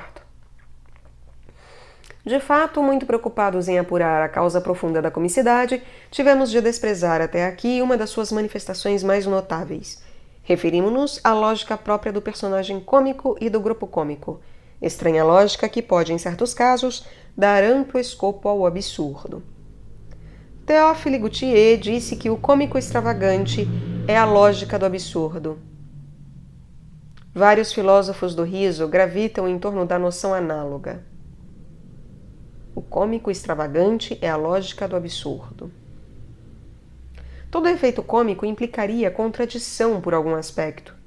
O que nos causa riso seria o absurdo encarnado numa forma concreta, um absurdo visível, ou ainda uma aparência de absurdo, admitida a princípio, logo corrigida. Ou melhor ainda, o que é absurdo por um lado, naturalmente explicável por outro, etc. Todas essas teorias encerram sem dúvida uma parcela de verdade, mas só se aplicam a certos efeitos cômicos bastante toscos, e mesmo nos casos a que se aplicam, desprezam, ao que parece, o elemento característico do risível, isto é, o gênero particularíssimo de absurdo que o cômico contém quando encerra absurdo. Para nos convencermos disto, basta escolher uma dessas definições e compor efeitos segundo a fórmula. O mais das vezes, não se obterá um efeito risível. O absurdo, quando o encontramos na comicidade, não é, pois, um absurdo qualquer, é um absurdo determinado. Ele não cria a comicidade, antes, ele é o que decorre dela. O absurdo não é a causa, mas o efeito. Efeito especialíssimo, no qual se reflete a natureza especial da causa que o produz. Conhecemos essa causa. Não teremos, pois, dificuldade agora em compreender o efeito. Suponha o leitor que um dia, passeando pelo campo, perceba no alto da colina alguma coisa que se pareça vagamente com um grande corpo imóvel, com braços que giram. O leitor não sabe ainda do que se trata, mas há de procurar nas suas ideias, isto é, no caso, entre as lembranças de que a sua memória dispõe, a lembrança que se enquadre melhor no que percebe. Quase a seguir, a imagem de um moinho de vento lhe ocorre ao espírito. É um moinho de vento que o leitor tem diante de si. Pouco importa que tenha lido há pouco, antes de sair, contos de fadas com histórias de gigantes de imensos braços. O bom senso consiste em saber lembrar-se, concordo, mas ainda e sobretudo em saber esquecer. O bom senso é o esforço de um espírito que se ajusta e se reajusta sem cessar, mudando de ideia quando muda de objeto. É uma mobilidade da inteligência que se molda exatamente pela mobilidade das coisas e a continuidade móvel de nossa atenção à vida. Eis, pois, que Dom Quixote parte para a guerra. Ele leu em suas novelas que o cavaleiro defronta gigantes inimigos em seu caminho. Portanto, precisa de um gigante. A ideia de gigante é uma lembrança privilegiada que se instalou no seu espírito, que ali permanece à espreita, que espia imóvel o ensejo de se precipitar para fora e de se encarnar numa coisa. Essa lembrança quer se materializar, e então o primeiro objeto que encontra, mesmo que de remota lembrança seja, mesmo de remota semelhança com um gigante, receberá dela a forma de um gigante. Dom Quixote verá, pois, gigantes onde vemos moinhos de vento. Isso é cômico. Isso é absurdo. Mas será um absurdo qualquer? Trata-se de uma inversão especialíssima do senso comum. Consiste em pretender modelar as coisas por uma ideia que se tem, e não as suas ideias pelas coisas. Consiste em ver diante de si aquilo em que se pensa, em vez de pensar no que se vê. O bom senso quer que deixemos todas as nossas lembranças na fila. A lembrança apropriada responderá então por sua vez ao chamado da situação presente e só servirá para interpretá-la. Em Dom Quixote, pelo contrário, há um grupo de lembranças que se impõem às demais e que dominam o próprio personagem. É, pois, a realidade que deverá curvar-se agora diante da imaginação e só servir para lhe dar um corpo. Uma vez formada a ilusão, Dom Quixote a desenvolve, de resto, sensatamente, em todas as suas consequências. Move-se nelas com a segurança e a precisão do sonâmbulo que vive o seu sonho. Tal é a origem do erro, e tal é a lógica especial que preside aqui o absurdo. Ora, essa lógica será peculiar a Dom Quixote? Já mostramos que o personagem cômico peca por obstinação de espírito ou de caráter, por desvio, por automatismo. Há no fundo da comicidade uma rigidez de certo gênero que nos obriga a seguir diretamente o caminho. Ela faz que não escutemos e que nada queiramos ouvir. Quantas cenas cômicas no teatro de Molière se reduzem a esse tipo simples, um personagem que segue sua ideia, que a ela volta sempre, mesmo que o interrompamos sem cessar. A passagem se faria, aliás, imperceptivelmente, daquele que nada quer ouvir àquele que nada quer ver, e, enfim, àquele que só vê o que quer. O espírito que se obstina acabará por curvar as coisas à sua ideia, em vez de moldar o seu pensamento pelas coisas. Todo personagem cômico está, pois, na via da ilusão que acabamos de descrever, e Dom Quixote nos oferece o tipo genérico do absurdo cômico. Terá nome essa inversão de senso comum? Encontramo-la, sem dúvida, aguda ou crônica, em certas formas de loucura. Ela se parece, em muitos aspectos, à ideia fixa. Mas nem a loucura em geral, nem a ideia fixa nos fará rir, porque se trata de enfermidades. Elas suscitam a nossa piedade. O riso, como sabemos, é incompatível com a emoção. Se há uma loucura risível, só pode ser uma loucura conciliável com a saúde geral do espírito, uma loucura normal, por assim dizer. Ora, existe um estado normal do espírito que imita inteiramente a loucura, onde encontramos as mesmas associações de ideias que na alienação, a mesma lógica singular que na ideia fixa. É o estado de sonho. Então, ou nossa análise é inexata, ou deverá poder formular-se no teorema seguinte: o absurdo cômico é da mesma natureza que o dos sonhos. Em primeiro lugar, a marcha da inteligência no sonho é precisamente a que há pouco descrevemos. O espírito amante de si mesmo só procura então no mundo exterior um pretexto para concretizar suas imaginações. Chegam ainda confusamente sons aos ouvidos. Circulam ainda cores no campo da visão. Em suma, os sentidos, eles não estão completamente fechados, mas o sonhador, em vez de apelar a todas as suas lembranças para interpretar o que os seus sentidos percebem, serve-se, pelo contrário, do que percebe para corporificar a lembrança predileta. O mesmo ruído de vento soprando na lareira converter-se-á, então, segundo o estado de alma do sonhador, segundo a ideia que ocupa a sua imaginação, no rugir de animais selvagens ou no cantar melodioso de pássaros. Tal é o mecanismo comum da ilusão do sonho. Mas se a ilusão cômica é uma ilusão de sonho, se a lógica do cômico é a lógica dos devaneios, podemos cingir-nos a encontrar na lógica do risível as diversas particularidades da lógica do sonho. No caso, ainda iremos comprovar a lei que bem conhecemos, uma forma do risível surgindo, outras formas, embora não tenham o mesmo fundo cômico, tornam-se risíveis por sua semelhança exterior com a primeira. Uma forma do risível surgindo, outras formas, embora não contenham o mesmo fundo cômico, tornam-se risíveis por sua semelhança exterior com a primeira. É fácil de ver com efeito que todo jogo de ideias poderá nos divertir, desde que nos lembre, de perto ou de longe, os jogos do sonho. Assinalemos, em primeiro lugar, certo relaxamento geral das regras do raciocínio. Os raciocínios de que nos rimos são os que sabemos falsos, mas que poderíamos tomar por verdadeiros se os ouvíssemos em sonho. Eles falseiam o raciocínio verdadeiro a ponto de iludir um espírito adormecido. Trata-se ainda de lógica, se quisermos, mas lógica que carece de tônus e que nos repousa, por isso mesmo, do trabalho intelectual. Muitos traços de espírito são raciocínios desse gênero, raciocínios abreviados, dos quais se nos dão o ponto de partida e a conclusão apenas. Esses jogos de espírito evoluem, de resto, para o jogo de palavras à medida que as relações estabelecidas entre as ideias se tornem mais superficiais. Aos poucos chegamos a não mais perceber o sentido das palavras ouvidas, mas apenas o som delas. Não deveríamos, pois, comparar com o sonho certas cenas muito cômicas em que um personagem repete sistematicamente em sentido contrário as frases que o outro lhe sopra ao ouvido?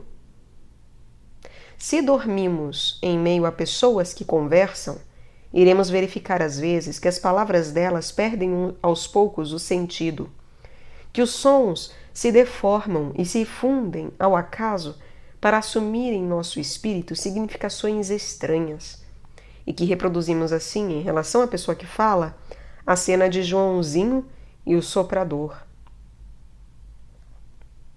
Há ainda obsessões cômicas, que se aproximam muito, ao que parece, das obsessões oníricas. A quem já não terá ocorrido ver a mesma imagem reaparecer em vários sonhos sucessivos e assumir em cada um deles uma significação plausível, ao passo que esses sonhos nada tinham em comum? Os efeitos de repetição apresentam às vezes essa forma especial no teatro e na novela. Alguns deles são ressonâncias de sonho. E talvez o mesmo aconteça com o refrão de muitas canções. Ele se obstina, retorna, sempre o mesmo, no final de todas as estrofes, cada vez com um sentido diferente. Não raro é que se observe no sonho um crescendo especial, um exotismo que se acentua à medida que avançamos. Uma primeira concessão arrancada à razão acarreta uma segunda, e esta uma outra mais grave, e assim por diante até o absurdo final. Mas essa marcha ao absurdo proporciona ao sonhador uma sensação única. É, creio eu, aquela que o bebedor experimenta quando se sente deslizar agradavelmente para um estado no qual nada lhe importará, nem lógica, nem conveniências. Vejamos agora se certas comédias de Molière não dariam a mesma sensação. Por exemplo, Monsieur de Pourceaugnac, que começa quase sensatamente e prossegue por excentricidades de todo tipo. Ou então o Burguês Fidalgo, onde os personagens, à medida que a peça avança, dão a impressão de se deixarem arrastar num turbilhão de loucura. Se alguém puder ver um mais louco, vou contá-lo em Roma. Essa expressão, que adverte sobre o final da peça, nos faz sair do sonho cada vez mais extravagante no qual nos metemos com o Sr. Jordan. Existe, sobretudo, uma demência que é peculiar ao sonho. Há certas contradições especiais, tão naturais à imaginação do sonhador, tão desconcertante para a razão do homem desperto, que seria impossível dar uma noção exata e completa a quem não tivesse passado por essa experiência. Aludimos aqui à estranha fusão, não raro operada pelo sonho, entre duas pessoas que não passam de uma e que, no entanto, permanecem distintas. Habitualmente, um dos personagens é o próprio indivíduo que dorme. Ele sente que não deixou de ser o que é. Mesmo assim, converteu-se em outro. É e não é ele. Ele se ouve falando, ele se vê agindo, mas sente que outro lhe tomou o corpo e assumiu a sua voz. Ou então terá consciência de falar e agir como de costume, só que falará dele como um estranho, como quem nada tem em comum. Ele se terá desligado de si mesmo. Acaso não encontramos essa exótica confusão em certas cenas cômicas? Já não falo do anfitrião, peça na qual a confusão é sem dúvida sugerida no espírito do espectador, mas na qual a maior parte do efeito cômico vem, sobretudo, do que páginas atrás chamamos de interferência de duas séries. Refiro-me aos raciocínios extravagantes e cômicos nos quais essa confusão se acha realmente em estado puro, embora exija certo esforço de reflexão para extraí-la. Ouçamos, por exemplo, as respostas de Mark Twain ao jornalista que veio entrevistá-lo. O senhor tem irmão? Sim, nós o chamávamos Bill. Pobre Bill. Pobre Bill. Ah, então ele morreu? Isso é que jamais podemos saber. Paira um grande mistério quanto a isso. Éramos o defunto e eu gêmeos, e até os 15 anos tomávamos banho na mesma tina. Um de nós se afogou, mas jamais se soube qual dos dois. Uns pensam que foi Bill, outros pensam que era eu. Estranho, mas o senhor que acha disso?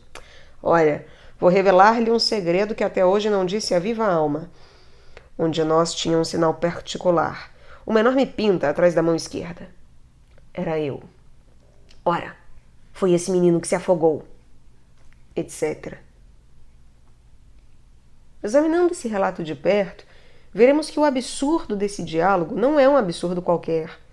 Desapareceria se o personagem que fala não fosse precisamente um dos gêmeos de que ele fala. Ele consiste em que Mark Twain declara ser um desses gêmeos, exprimindo-se como se fosse um terceiro, relatando a sua história. Ora, nos sonhos, procedemos exatamente do mesmo modo. Quinto, encarada deste último ponto de vista, a comicidade nos surgiria sob forma um tanto diferente da que lhe atribuímos. Até aqui, vimos no riso sobretudo uma forma de castigar. Tomemos a continuidade dos efeitos cômicos. Isolemos aqui e ali os tipos dominantes. Iremos verificar que os efeitos intermediários adquirem a sua virtude cômica a partir das suas semelhanças com esses tipos, e que os tipos, por sua vez, são outros tantos modelos de impertinência para com a sociedade. E essas impertinências a sociedade replica através do riso, que é uma impertinência ainda mais forte. O riso nada teria, pois, de benevolente. Ele causaria, sobretudo, o mal para o mal. Não é isso, entretanto, que primeiro nos atinge na impressão do risível. O personagem cômico é quase sempre um personagem com quem começamos por simpatizar materialmente isto é, por curtíssimo momento, pomo-nos em seu lugar, adotamos os seus gestos, palavras e atos, e, se nos divertimos com o que há nele de risível, nós o convidamos em imaginação a se divertir conosco.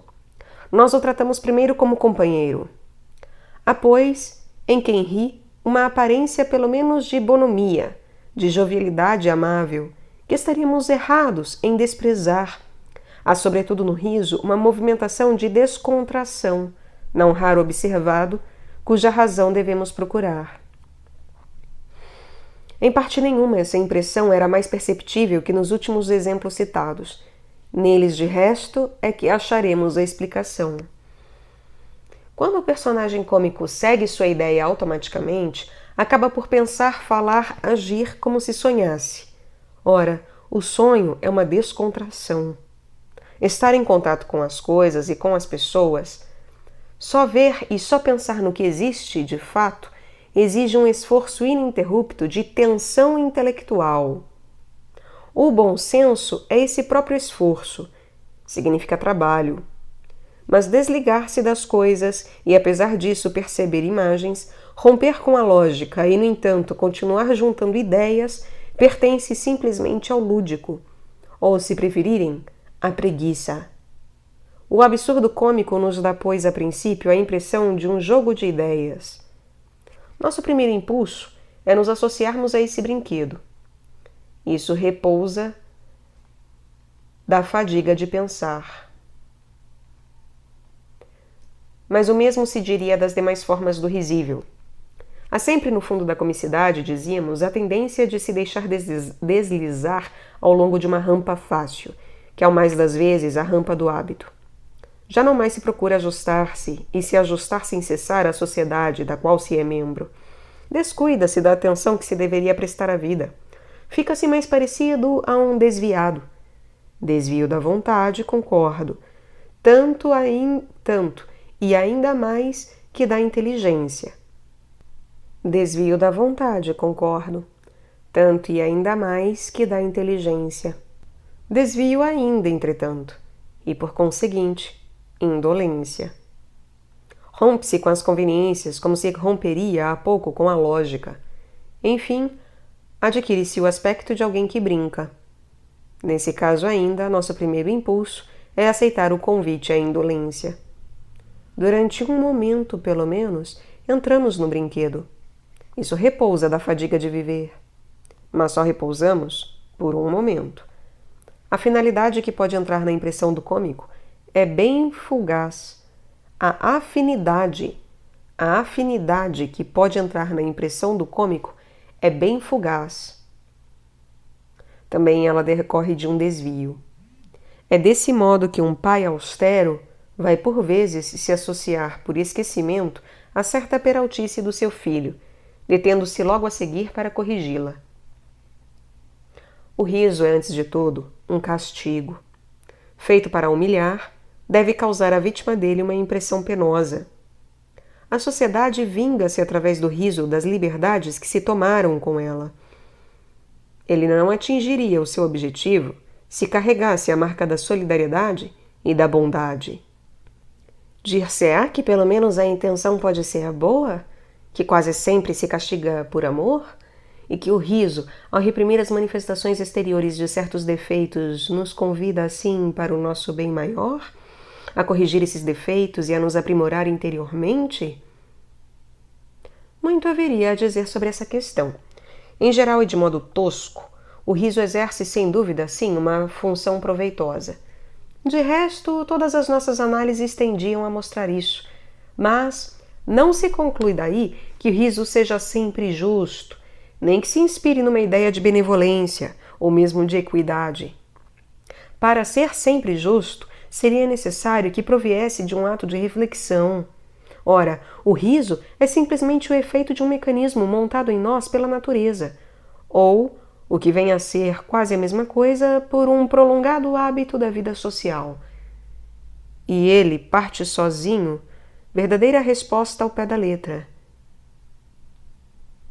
E ele parte sozinho, verdadeira resposta ao pé da letra. Ele não tem o lazer de olhar cada vez onde toca. O riso castiga certos defeitos, quase como a doença castiga certos excessos, atingindo inocentes, poupando culpados, visando a um resultado geral e não podendo fazer a cada caso individual a honra de o examinar em separado. O mesmo acontece com tudo o que se faz por vias naturais, em vez de se fazer por reflexão consciente. Uma justiça média poderá surgir no resultado de conjunto, mas não no pormenor de casos particulares. Nesse sentido, o riso não pode ser absolutamente justo. Reiteremos que também ele não pode ser bom.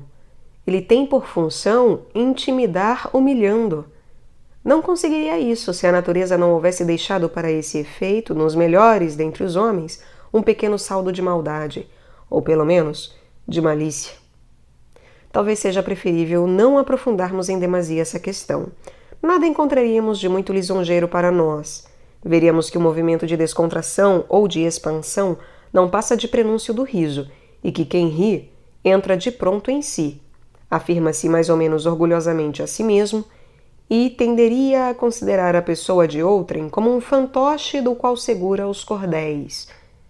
Nessa presunção, logo deslindaríamos um pouco de egoísmo e, por trás do próprio egoísmo, algo de menos espontâneo e mais amargo. Certo pessimismo nascente que se afirma cada vez mais à medida que o risonho reflita mais sobre o seu riso. Nesse caso, como em outros, a natureza valeu-se do mal em favor do bem. Neste caso, como em outros, a natureza valeu-se do mal em favor do bem. O bem, sobretudo, é que nos preocupou durante este estudo. Pareceu-nos que a sociedade, à medida que se aperfeiçoava, obtinha de seus membros uma flexibilidade de adaptação cada vez maior, que ela tendia a se equilibrar cada vez melhor no fundo, que ela expulsava cada vez mais para sua superfície as perturbações inseparáveis de tão grande massa, e que o riso realizava uma função útil ao ressaltar a forma dessas ondulações. É assim que as vagas se batem sem trégua na superfície do mar, enquanto as camadas inferiores conservam uma paz profunda. As ondas se entrechocam, se opõem, procurando equilíbrio. Uma espuma branca, leve e alegre, segue-lhe os contornos cambiantes. Às vezes, a onda que foge deixa um pouco dessa espuma na areia da praia. Uma criança que brinca ali perto vem apanhar um punhado dela e se espanta logo depois de só ter na concha das mãos apenas algumas gotas d'água, mas de uma água bem mais salgada, bem mais amarga ainda que a vaga que a trouxe. O riso nasce assim como essa espuma. Ele assinala no exterior da vida social as revoltas da superfície. Ele desenha instantaneamente a forma movente desses abalos. É também uma espuma salgada. Como a espuma salgada, ele crepite e há alegria. O filósofo que a toma nas mãos para sentir-lhe o gosto há de encontrar por vezes, numa pitada de matéria, certa dose de amargor. Apêndice da 23ª edição, sobre as definições da comicidade e sobre o método adotado neste livro. Em interessante artigo na Revue des Mots, o Sr. Yves Delage opunha à nossa concepção do cômico a definição a que por sua vez se cingiu. Para que uma coisa seja cômica, dizia ele, é preciso que entre o efeito e a causa haja desarmonia. Como o método que levou o Sr. Delage a essa definição é o adotado pela maioria dos teóricos do cômico, valerá a pena mostrar por onde o nosso difere dele. Reproduziremos, pois, o essencial da resposta por nós publicada na mesma revista.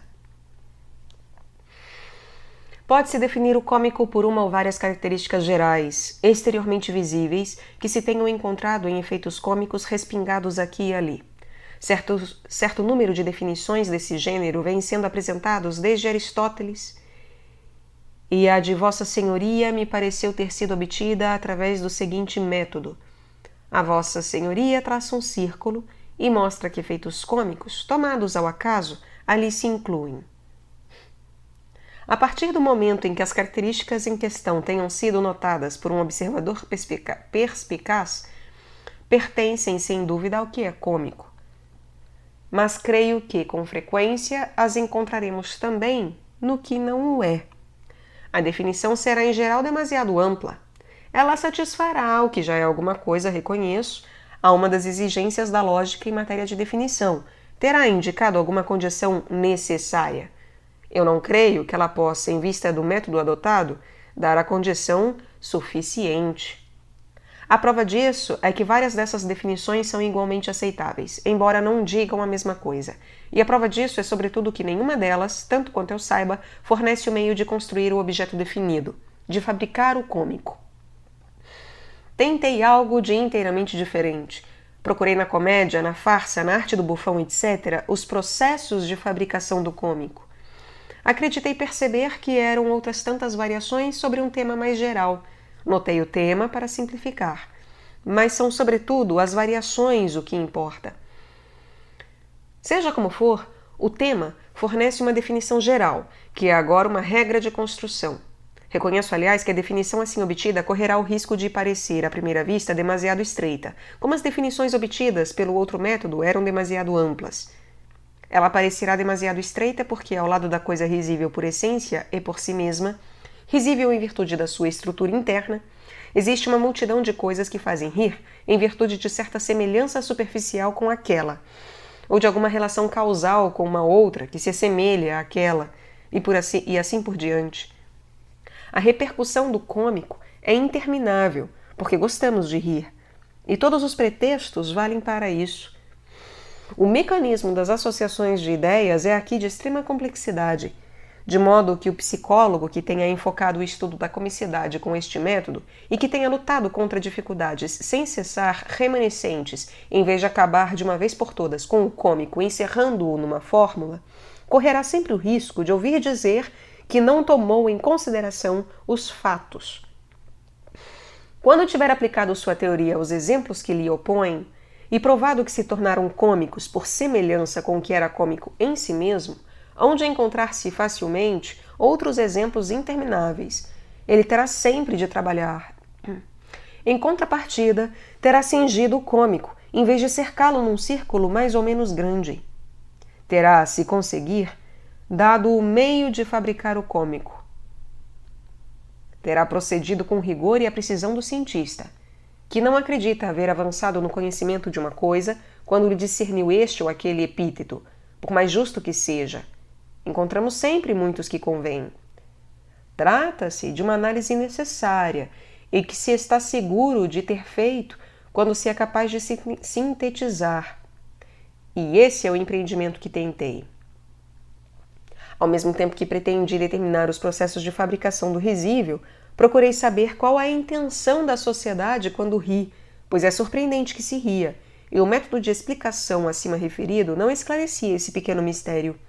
Não vejo, por exemplo, por que há desarmonia na medida em que desarmonia prova que da parte das testemunhas haja uma manifestação específica como riso, enquanto tantas outras propriedades, qualidades e defeitos deixam impassíveis no espectador os músculos da face. Resta, pois, procurar qual é a causa específica da desarmonia que produz o efeito cômico. E só a teremos encontrado realmente se pudermos explicar mediante ela porque, em caso semelhante, a sociedade se sente obrigada a manifestar-se.